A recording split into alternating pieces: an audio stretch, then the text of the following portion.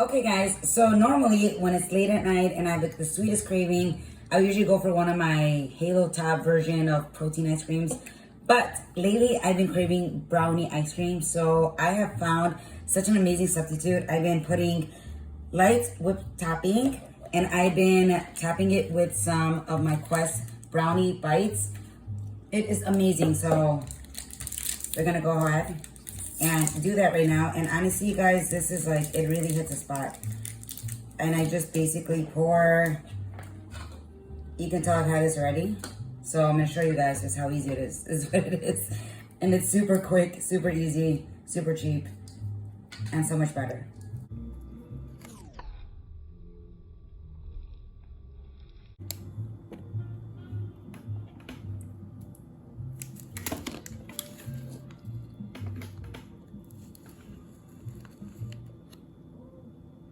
So this is how I classify my bars.